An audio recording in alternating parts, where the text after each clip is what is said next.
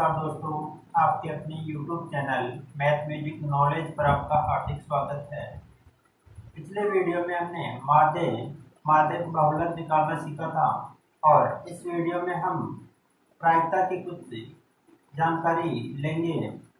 तो प्रायिकता है वो अपने सिलेबस में 4 अंक की आती है और 4 अंक हैं वो भी किस प्रकार से आते हैं। 4 अंक अपने जो सिलेबस में है वो एक तो ए भाग में क्वेश्चन आता है, एक आता है अपना सहभाग में, 1 नंबर का यहाँ आता है, 3 नंबर का क्वेश्चन यहाँ आता है। कुल मिलाकर 4 अंक अपने सिलेबस में है इस चैप्टर में से। तो 2 क्वेश्चन आते हैं 4 अंक के, तो काफी इजी हैं।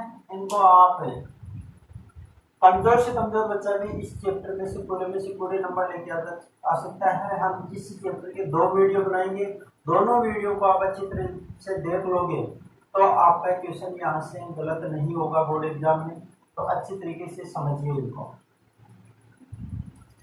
देखो, प्रायिकता है, मैं रिवीजन के तौर पर आपको पढ़ा रहा हूँ, तो वैसे नई चीज तो आपको आती है। इसमें प्रायिकता है उसकी परिभाषा हम देख लेते हैं क्या होती है। प्रायिकता है वो किसी घटना के होने या नहीं होने को प्रदर्शित करती है, किसी घटना के होने या नहीं होने को प्रदर्शित करती है।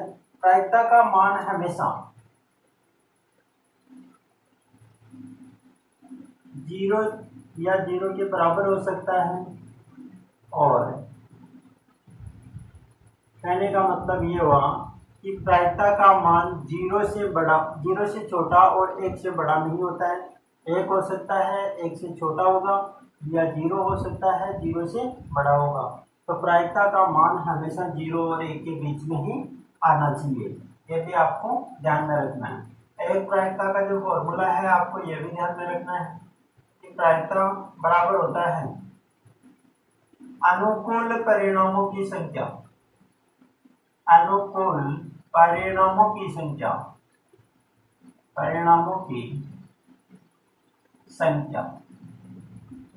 बटे संभावित परिणामों की संख्या, या कुल परिणामों की संख्या या संभावित परिणामों की संख्या, बात एक ही होगी। संभावित परिणामों की संख्या,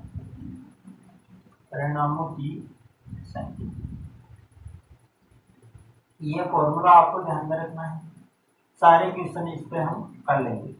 तो इतनी बात आपके समझ में आ गई होगी।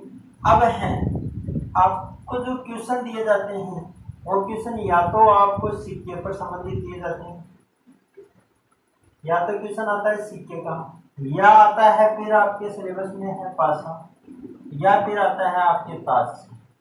तो इन तीनों को हम एक एक करके अध्ययन करेंगे इनके बारे में। तो सिक्का क्या होता है, पासा क्या होता है, ताश, इनके बारे में आप जानते हो। सिक्का अपने जो सिक्का होता है जिनपे 2 स्थितियां होती है, या तो हेड या टेल। और पासा आप जानते हो प्राय खेल में प्रयोग होता है, इस पे 6 स्थितियां होती है जिसपे संख्यात्मक मान व्यक्त किया जाता है 1 से लगाकर 6 तक। और ताश आप सब जानते हो, ताश में कुल पत्ते 52 होते हैं, वो किस प्रकार से विभाजित होते हैं। अब आगे हम इसके बारे में डिस्कस करेंगे। तो पहले हम देखते हैं कि सिक्का क्या होता है, इनकी स्थिति किस प्रकार से बनती है। इनको हटा रहा हूं।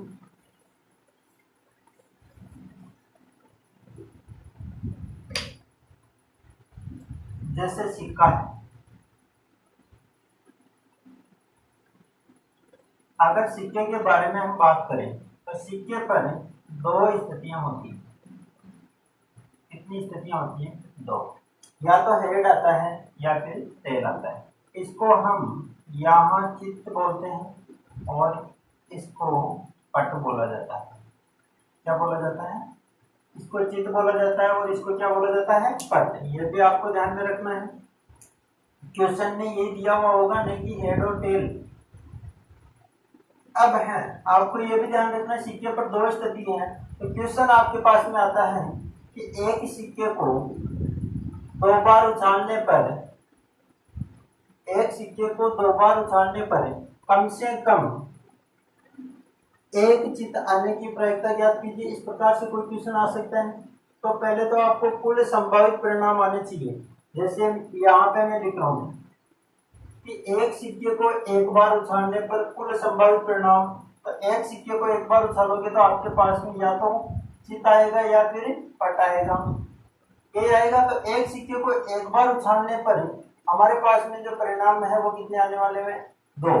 तो इनको भी आप ध्यान में रखना। कुल संभावित परिणाम आपको निकालना आना चाहिए। अब देखो ये कुल संभावित परिणाम आपके पास में आता है, उसको हम एक समुच्चय बनाकर लिखते हैं। उस समुच्चय को हम ऐसे प्रदर्शित करते हैं, इसे बोला जाता है प्रतिदर्श समिष्टि। क्या बोला जाता है, प्रतिदर्श समिष्टि।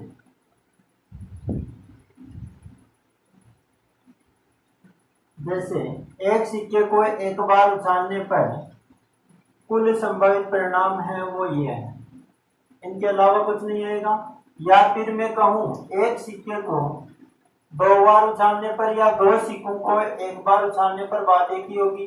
2 सिक्कों को एक बार उछालने पर सिक्कों पर स्थिति कितनी है, 2। या तो हेड आएगा या टेल आएगा। कितनी बार उछाल रहे हैं, एक बार, तो स्थिति कितनी, 2 की घात 1 कितनी, 2।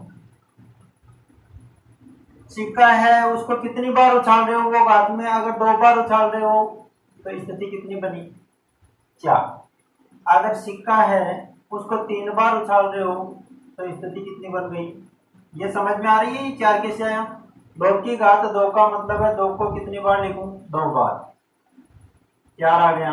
2 की घात 3 का मतलब है 2 को कितनी बार लिखूं, 3 बार, तो 2 दूनी 4, 4 दूनी 8। इस प्रकार से जैसे 2 की घात 4 है, इसका मतलब 2 को कितनी बार लिखना है, 4 बार। कितना हो गया, 2 दूनी 4, 4 दूनी 8, 8 दूनी 16। इस प्रकार से स्थितियां आपके पास में बनती जाएगी। तो इन स्थितियों को आप इस प्रकार से समुच्चय के रूप में लिखते हो, वही आपका कहलाता है प्रतिदर्श समिष्टि, जिसको हम किससे प्रदर्शित करते हैं, एस से प्रदर्शित करते हैं। अब देखो आपको क्वेश्चन किस प्रकार से पूछा जाता है सिक्के के बारे में, वो देखो। बोर्ड एग्जाम में ज्यादा आपका समय वेस्ट नहीं करूंगा मैं, डायरेक्ट क्वेश्चन देखते जाओ आप।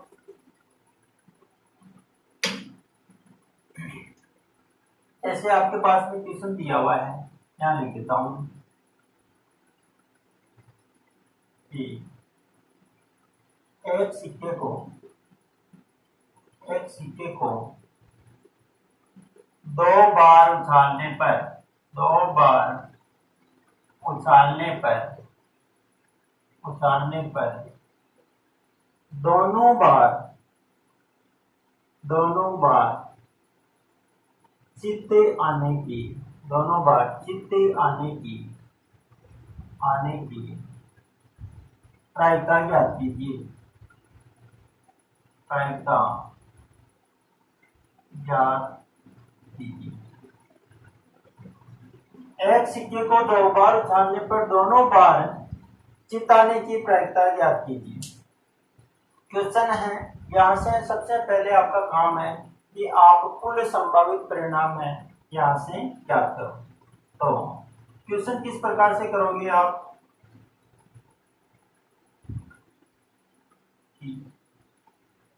एक सिक्के को 2 बार उछालने पर कुल संभावित परिणाम, एक सिक्के को इस प्रकार से क्वेश्चन करोगे, एक सिक्के को 2 बार उछालने पर कुल संभावित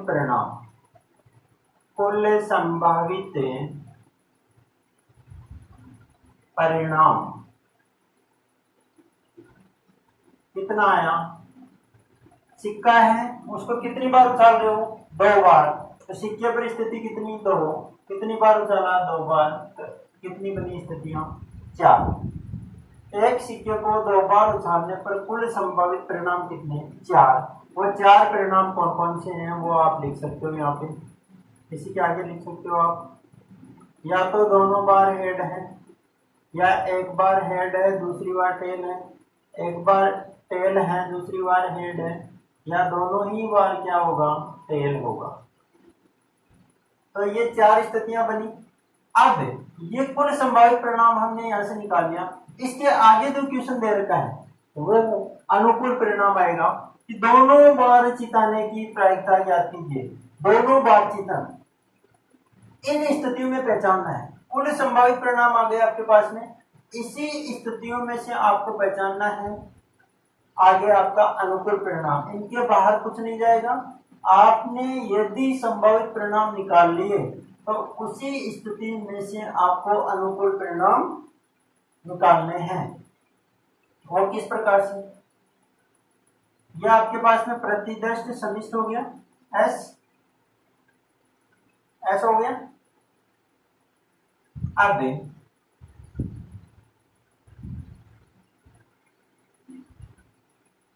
आप लिखो, एक सिक्के को 2 बार उछालने पर दोनों बार चित आने के अनुकूल परिणाम। एक सिक्के को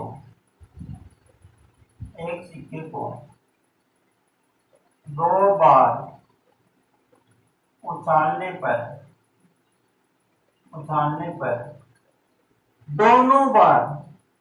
दोनों बार चित्ते आने के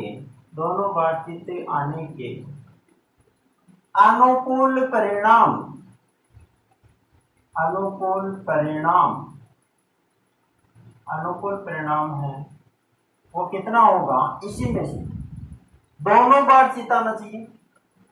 दोनों बार चिताने के जो अनुकूल परिणाम है वो क्या है आपको पता है। दोनों बार अनुकूल परिणाम आने के एक ही परिणाम है यहाँ पे कि दोनों बार चिताना चाहिए।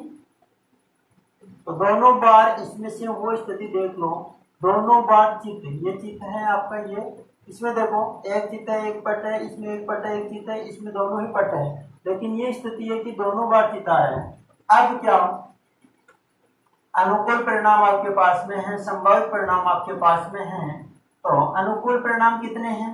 1, और संभावित परिणाम कितने हैं? टोटल 4। तो अभीष्ट प्रायिकता या अभीष्ट प्रायिकता क्या आई? प्रायिकता क्या आई? वही फॉर्मूला लिखोगे, अनुकूल परिणामों की संख्या, अनुकूल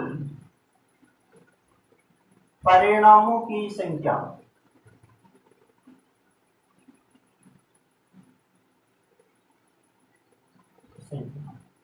बटे संभावित परिणामों की संख्या।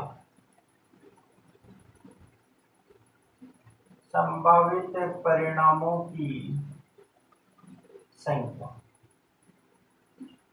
अनुकूल परिणाम कितने? एक ही है, ये 2 नहीं है, ये पूरा परिणाम कितना है? एक ही है, क्योंकि सिक्का कितनी बार उछाल रहे हो? 2 बार। और कुल परिणाम कितने हैं? 4। तो इसकी प्रायिकता कितनी हो गई? 1/4। कितनी हो गई? 1/4। किसकी? एक सिक्के को 2 बार उछालोगे, दोनों बार चित आने की प्रायिकता ज्ञात कीजिए। तो दोनों बार चित आने की प्रायिकता है 1/4। यहाँ क्वेश्चन ऐसे भी आ सकता है, एक सिक्के को 2 बार उछालने पर दोनों बार पट आने की प्रायिकता। तो यहाँ तो कुल संभावित परिणाम यही बनेगा, पट है तो यहाँ आपके पास में आ जाएगा चित की जगह यहाँ पट लिख दो और वही 1/4। क्वेश्चन ऐसे भी आ सकता है कि एक सिक्के को 2 बार उछालने पर कम से कम एक चित आने की प्रायिकता ज्ञात कीजिए। कम से कम एक चित आना चाहिए, अधिकतम चाहे दोनों ही चित हो। तब आपके पास में यहाँ की कितनी स्थिति बन जाएगी? कम से कम एक चित इसमें आ रहा है, इसमें आ रहा है, और अधिकतम चाहे 2 ही हो, तो कितनी हो जाएगी? 3/4। तो इस प्रकार से भी कोई क्वेश्चन आ सकता है। तो ये भी आपको ध्यान में रखना है अच्छी तरीके से।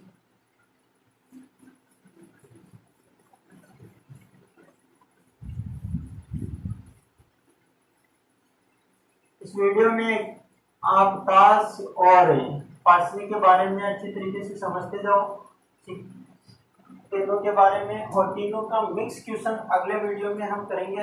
अच्छे इंपॉर्टेंट क्वेश्चन। अब थोड़ा सा मैं आपको पासे के बारे में बता देता हूँ। पासा क्या होता है? पासा है, उस पर स्थितियां होती है 6 कितनी होती है 6। इस प्रकार से प्राकृत संख्या आपकी 6 तक होती है। अब इसमें क्वेश्चन जो बनता है उससे पहले आपको यह पता होना चाहिए एक तो सम संख्या के बारे में, एक आपको पता होना चाहिए विषम संख्या के बारे में, एक आपको पता होना चाहिए अभाज्य संख्या के बारे में, एक आपको पता होना चाहिए भाज्य संख्या के बारे में। इतना तो पता होना ही होना चाहिए आपको। तो सम संख्या का सबको पता है, वह प्राकृत संख्या जिसमें 2 का भाग पूरा पूरा जाता है वो क्या होती है सम संख्या। और इनमें से अगर सम संख्या की बात करें तो सम संख्या 2 4 6, ठीक है। और विषम संख्या 1 3 5। और अभाज्य संख्या की बात करें तो अभाज्य संख्या यहाँ पे देखो, अभाज्य संख्या में आप गलती करते हो। अभाज्य संख्या 2 3 5 ये अभाज्य संख्या होती है 2 3 5। और भाज्य संख्या की अगर बात करें तो 4 और 6 आपकी भाज्य संख्या होती है। तो ये भी आपको ध्यान में रखना है। सम संख्या, विषम संख्या, अभाज्य संख्या, भाज्य संख्या, इनमें से आपको ये छांटना आना चाहिए, क्योंकि अनुकूल परिणाम जहाँ पूछा जाएगा वो इनमें से पूछ सकता है आपको, तो आपको पता होना चाहिए।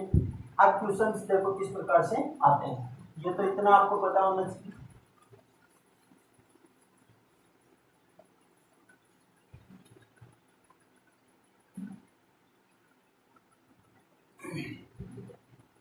देखो, एक पासे को एक बार उछालने पर, एक बार उछालने पर, एक बार उछालने पर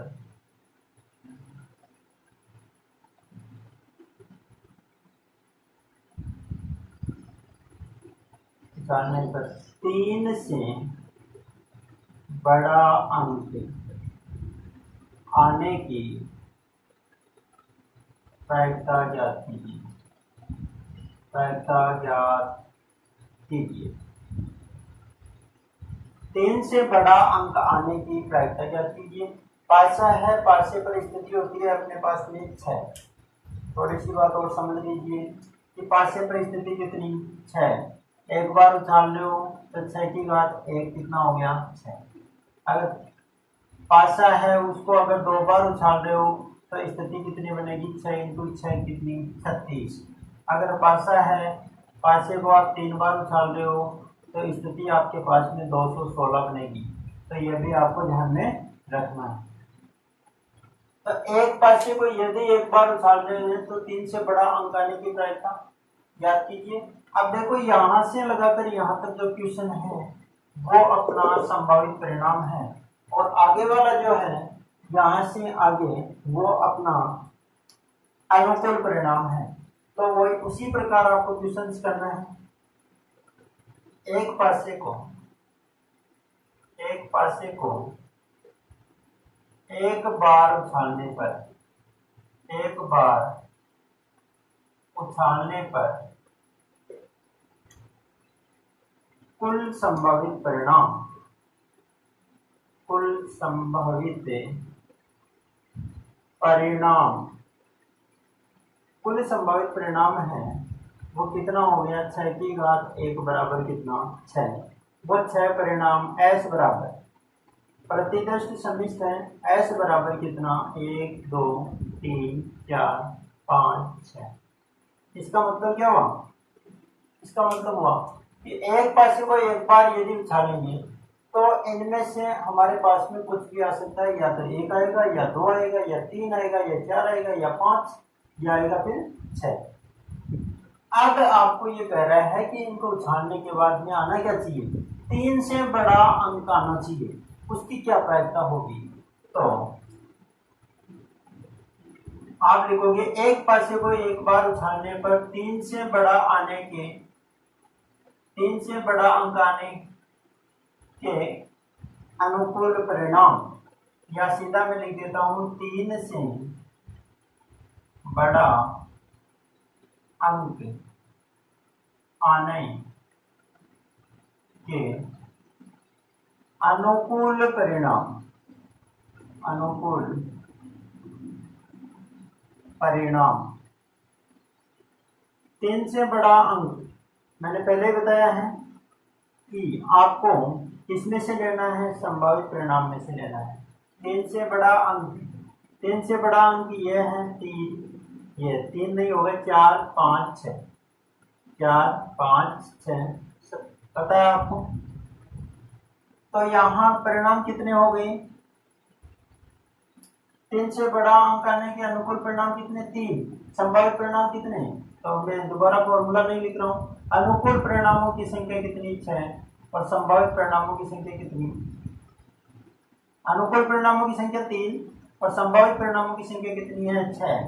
तो 3 का भाग 3 में एक बार और 6 में कितनी बार जाएगा, 2 बार। तो इसकी प्रायिकता कितनी आ जाएगी, 1/2। अब यही क्वेश्चन, यहाँ तक क्वेश्चन यही रहने वाला है, यहाँ से परिवर्तन हो सकता है। यहाँ आपको पूछ सकता है कि अभाज्य संख्या आने की प्रायिकता ज्ञात करो, तो इसमें से आपको यहाँ अभाज्य संख्या लिखनी पड़ेगी। जैसे मैं एक क्वेश्चन बता देता हूँ आपको, यहाँ से परिवर्तन कर दिया जाता है थोड़ा सा। एक पासे को एक बार उछालने पर, एक बार उछालने पर मैं लिख देता हूं जैसे सम संख्या, सम संख्या आने की प्रायिकता ज्ञात। अब संभावित परिणाम तो यही रहने वाला है क्योंकि एक पासे को एक बार उछाला जा रहा है। अब अनुकूल परिणाम है वो परिवर्तन हो जाएगा, सम संख्या आने के अनुकूल परिणाम यहां लिखना पड़ेगा आपको, सम संख्या आने के अनुकूल परिणाम, अनुकूल परिणाम कितने, इसमें से लेना है सम संख्या, आपको पता है कौन सी है, 2 4 6,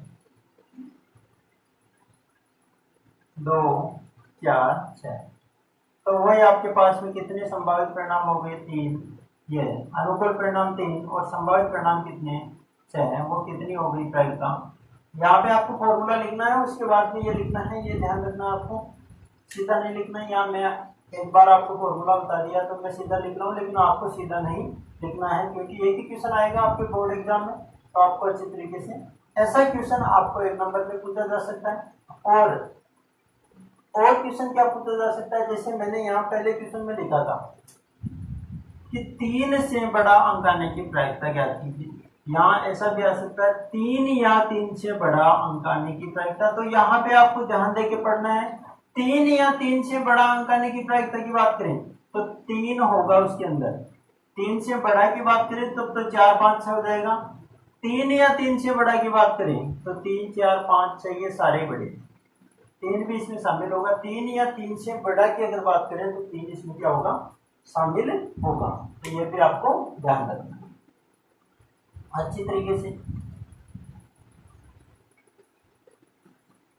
ऐसा क्वेश्चन आपको पास में पूछा जा सकता है।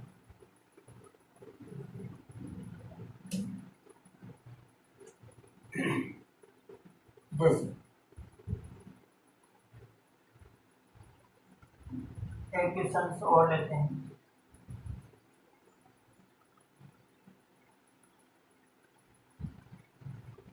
एक पासे को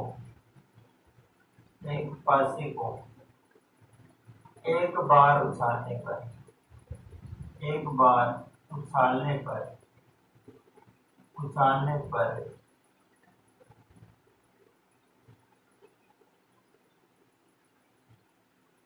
भाज्य संख्या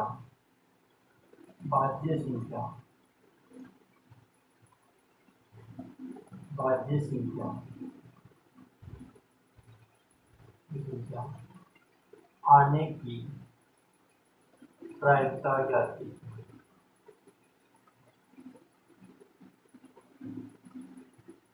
सबसे पहले वही अनुकूल परिणाम आपके पास में आ जाएंगे कितने, एक पैसे को एक बार उछालने पर अनुकूल परिणाम में आपके पास में वही आ जाएंगे कितने, 6। फिर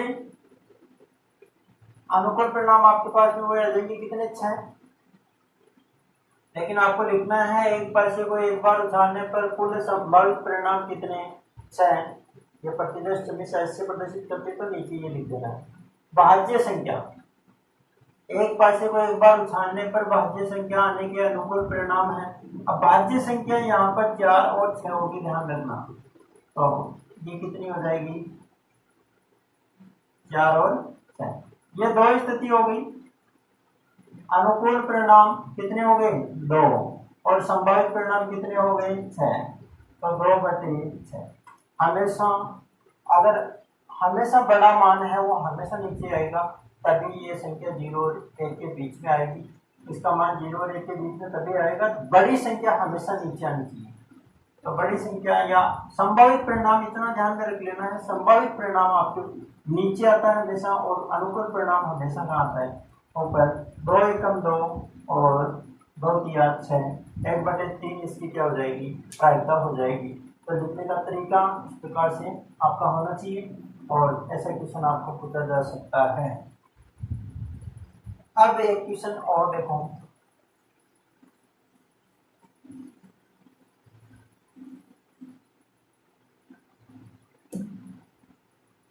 हमेशा ध्यान रखना,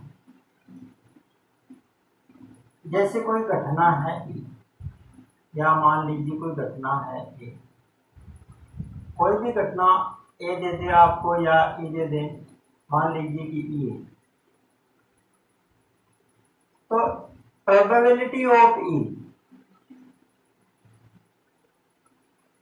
यह घटना, ये सिंबल है वो घटना ए के घटित होने को प्रदर्शित करता है। घटना ई के घटित होना, घटना ए का घटित होना। और यहाँ पे यदि मैं ऐसे लिखूं, बार लगा दूं के ऊपर, तो ये घटना ए का घटित नहीं होना, घटित न होने को प्रदर्शित करती है। घटना ए का घटित नहीं होने को प्रदर्शित करती है। और ये भी ध्यान रखना साथ में कि घटना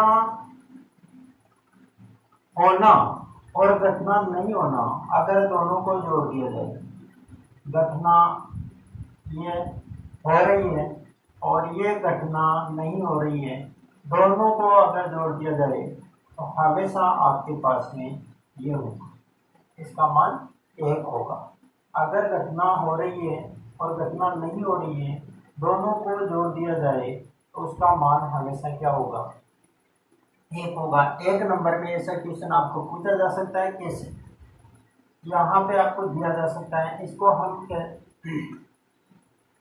जैसे इसको लिख सकता हूँ मैं, ई नहीं को प्रदर्शित करती है। ई नहीं भी लिख सकते हैं। ई नहीं का मतलब यही होगा कि ये घटना नहीं होने को प्रदर्शित करती है, घटना नहीं होने को प्रदर्शित करती है। तो ये आपको ध्यान में रखना। जैसे अपने बुक में एक क्वेश्चन दिया हुआ है, इस प्रकार से एक क्वेश्चन है, अब वो उसकी जगह आपको संख्या परिवर्तन हो सकता है, बाकी क्वेश्चन इसी टाइप का आ सकता है आपके। उसमें दिया हुआ है कि यदि टी ए बराबर 0.65 है तो ए नहीं जाती, इस प्रकार से हो सकता है। अगर ये दिया हुआ तो आपको, यदि आप ये आता है कि घटना यहाँ पे ए है घटना होने और घटना नहीं होने दोनों का योगफल हमेशा कितना होता है, एक। ए नहीं, मैंने बताया था ए नहीं, इसका मतलब पी ए बारी, ये घटना नहीं होने को प्रदर्शित कर रही है। तो यहां से आपके पास में इसका मान है, इसका मान है, आपको चाहिए किसका मान, ए नहीं होने का, तो पी ए नहीं होने का, जिसका मान ज्ञात करना है उसको इधर रखो, बाकी इसका पक्षांतरण कर दो, 1 माइनस पी ए। यहाँ पे लोग गलती कर देते हैं, क्या पी ए पहले लिख के -1 बाद में लिखते हैं, वो गलत हो जाएगा, ध्यान रखना। तो ये प्लस है, तो ये प्लस इस पे काम कर रहा है, और इसके इधर चिन्ह कुछ भी नहीं है, इसका मतलब प्लस का है, उधर जाते किसका हो जाएगा, माइनस का। अब मान रख दो, सीधा सीधा मान रखोगे तो पी ए बराबर 1 माइनस 0.65। अब कई बार क्लास में पूछा जाता है तो इसमें से घटाने में आपको प्रॉब्लम आती है, तो ये घटाना आप किस प्रकार से है आपको, कि देखो इधर वाली संख्या में से उधर वाली घटानी है, ये ध्यान रखना आप। ये 1 है, इसके नीचे आपको पूर्णांक मान लिखना है, इसको मैं लिख सकता हूँ 1.0, बात एक ही। 2 की आवश्यकता है 2 लिख लो, 3 की आवश्यकता है 3 लिख लो। इसके नीचे जो पूर्णांक मान है इधर 0, पॉइंट के इधर क्या है 0, और पॉइंट के उधर क्या है 6, 5, वो उधर लिखे। अब देखो 0 में से 5 नहीं जाता, हम क्या करते हैं, इधर से कैरी लेते हैं, उधार लेते हैं, इधर से इसको दिया तो यहाँ कितने हो गए 10, यहाँ कितना हो गया 0, और इसको दिया तो यहाँ कितने हो गए 10, और यहाँ कितने हो गए 9।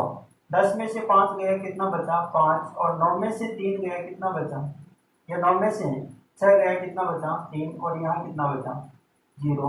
तो पी ए नहीं है, उसका जो मान है वो कितना आ जाएगा, ये आ जाएगा। इस प्रकार से क्वेश्चन आपको पूछा जा सकता है। तो घटना के घटित होने और घटना के घटित नहीं होने दोनों का योगफल हमेशा कितना आता है, एक आता है। तो ये भी आपको